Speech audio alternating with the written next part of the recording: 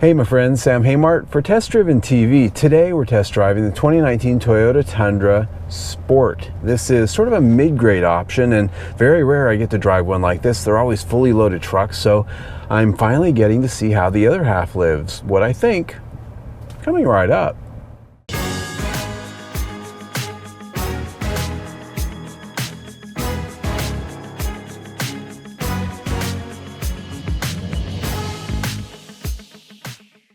All right, let's go take a drive and talk about this thing for a minute. So what is the Sport? The Sport is a trim grade starting in 2018, now in 2019, that is based on the SR5, one step up from the base truck. Most of the time I'm given like a 1794 or a limited, something very well loaded. So I always like it when I get a truck like this because it just really shows me what the majority of buyers out there are actually taking home. So what is the Sport? Well, it's an appearance package for the most part, and on the exterior it has body color grille surround, body color mirror caps, body color bumpers, also 20-inch wheels. So it's a pretty big step up from the standard SR5. There's also a few things going on with the suspension. We've got TRD anti-roll bars as well as Bilstein shocks. Those go a long way to sort of tightening up the suspension and giving it a little bit more of a solid feel to go along with those 20-inch wheels and the larger rubber. What isn't new is the powertrain. We have the 5.7 liter Toyota V8. Now that's nothing to frown about. That's a good motor. I've always liked it in this truck. 381 horsepower, 401 pound-feet of torque. It is, however, still mated to a 6-speed automatic transmission. Now, it's getting kind of old in the market. Almost all of the competition out there have gone to 8 and 10-speed transmissions, sort of as a standard fare across the board. So 6 speeds in a pretty expensive truck like this is sort of getting a little bit on the old side, but it still works very well. Fuel economy, I got about 14 this week with it.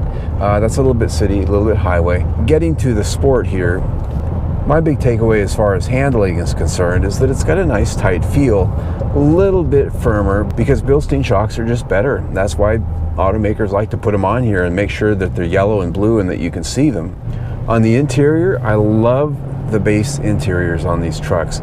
Even in SR5 trim, what we've got right here, I've got some very nice cloth seats. Now this does have the SR5 upgrade package. So what that means is I've got bucket seats, these captain's chairs that are pretty well adjustable, and I've got a large center console with storage. But the cloth on these seats is not only handsome, but it's got a nice sturdy feel to it. Something I have a pretty good feeling it's going to wear for a long time. Other things this truck has is a pretty large touchscreen audio system, satellite radio, most of the Entune app suite type things. It works pretty well, nothing super special. It certainly isn't the top end version that you get with the native nav.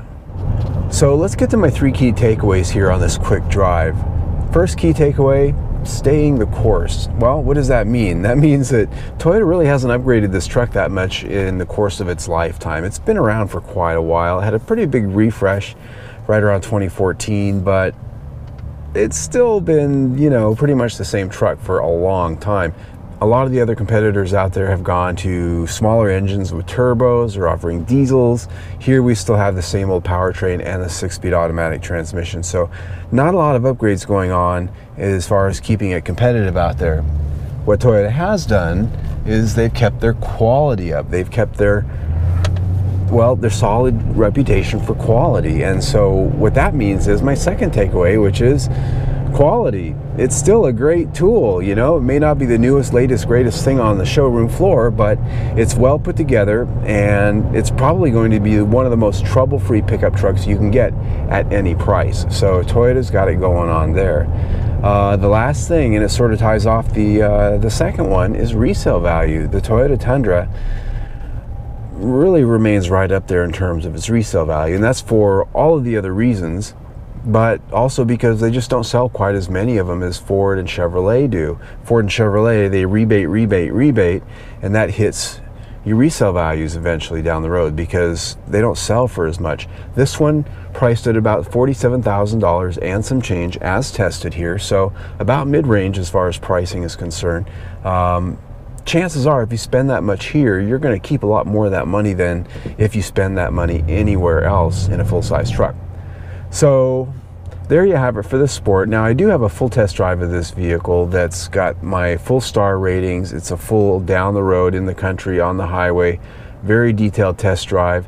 I didn't do that over again with this truck because as far as the driving experience goes, it's exactly the same, and you can see that right there on the big square, or you can click on the big round logo down at the bottom and subscribe to my YouTube channel, and you'll get notified of all of our new test drives, both big and small.